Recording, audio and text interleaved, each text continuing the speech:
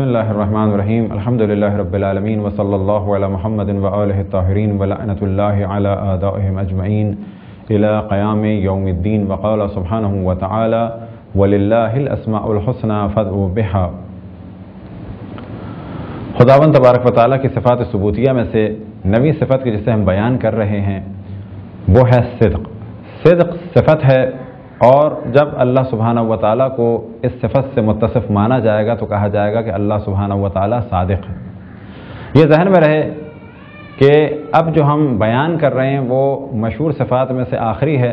لیکن اس سے پہلے بھی ہم نے توجہ دلائی کہ خداوند تبارک و تعالیٰ کی صفات فقط یہی نہیں ہیں، بلکہ تمام وہ صفات جو اللہ سبحانہ و تعالیٰ کے لیے ثابت ہیں وہ سب کی سب صفات ثبوتیاں ہیں۔ وہ فقط 3 یا 6 یا 7 یا 8 یا 9 نہیں ہیں، بلکہ جتنی بھی صفات ہیں کہ جو اللہ سبحانہ و تعالیٰ کی ذات مقدس کے لیے ثابت ہیں وہ سب کے سب صفات ثبوتیاں ہیں، اور جتنی بھی صفات کے جن سے اللہ سبحانہ و تعالیٰ بری ہے وہ سب صفات سلبیاں ہیں۔ صفات ثبوتیہ میں سے کہ اہم صفت صدق ہے، اور جب اللہ سبحانہ و تعالیٰ کو اس صفت سے متصف مانا جائے گا تو کہا جائے گا کہ اللہ سبحانہ و تعالیٰ صادق ہے۔ جو اس نے وعدہ کیا، جو اللہ سبحانہ و تعالیٰ نے ارشاد فرمایا، جو خبر دی سابقہ دور کی وہ سچی ہے، اور جو آئندہ ہونے کے بارے میں خبر دی وہ سچی ہے، جو وعدے کیے آخرت کے لیے مومنوں سے وہ سچے ہیں، جو وعید کیے عذاب کے لیے منافقین و کفار سے وہ سب سچے ہیں۔ لہذا جو کچھ اللہ سبحانہ و تعالیٰ نے ارشاد فرمایا وہ سب کچھ سچ ہے۔ لہذا قرآن مجید میں فرقان حمید میں اس جانب اللہ سبحانہ و تعالیٰ نے توجہ دلائی ومن اصدق من اللہ قیلا، کہ کون ہے جو قول میں اللہ سبحانہ و تعالیٰ سے زیادہ سچا ہو، ومن اصدق من اللہ حدیثا، اور کون ہے جو اللہ سبحانہ و تعالیٰ سے گفتار میں زیادہ سچا ہو، ومن اصدق من اللہ حدیثا۔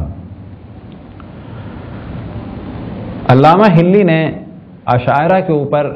ایک اعتراض کیا، ایک سوال کیا، اور سوال یہ تھا کہ اس صفت صدق کو، یعنی آپ بھی اللہ سبحانہ و تعالیٰ کو صادق مانتے ہیں، اس کے معنی یہ ہیں کہ آپ صدق اور کذب کو پہچانتے ہیں کہ صادق ہونا اچھی بات ہے اور کاذب ہونا بری بات ہے، لہذا آپ یہ کہتے ہیں کہ اللہ سبحانہ و تعالیٰ صادق ہے۔ لیکن ایک بحث انشاءاللہ عدل میں آئے گی، اور پہلے بھی اس جانب اشارہ ہو چکا ہے کہ اشاعرہ یہ کہتے ہیں کہ حسن خوب عقلی نہیں ہے، یعنی اچھائی اور برائی کے بارے میں عقل فیصلہ نہیں کر سکتی۔ عدل کے مسئلے میں ایک مختصر سی ہماری گفتگو سابقہ صفات کے مسئلے میں رہی کہ اشاعرہ یہ کہتے ہیں کہ اللہ سبحانہ و تعالیٰ قادر ہے۔ قادر کے مسئلے میں ہم نے اسے بیان کیا کہ وہ کہتے ہیں کہ اللہ قادر ہے، لہذا وہ جو چاہے کر سکتا ہے، جبکہ ہم کیا کہتے ہیں کہ اللہ قادر ہے، وہ سوائے اچھائی کچھ نہیں کرے گا، کیونکہ وہ علیم حکیم بھی ہے۔ تو وہ یہ کہتے ہیں کہ جو اللہ کرے گا وہی عادل ہے، چاہے وہ جناب موسیٰ کو جہنم میں ڈالے اور فرعون ملعون کو جنت میں ڈالے، وہ کہتے ہیں کہ ہاں اگر وہ ایسا کرے حق ہے، اس کے پاس طاقت ہے، اس کے پاس قدرت ہے، وہ ایسا کر سکتا ہے، اور جو وہ کرے گا حق ہے۔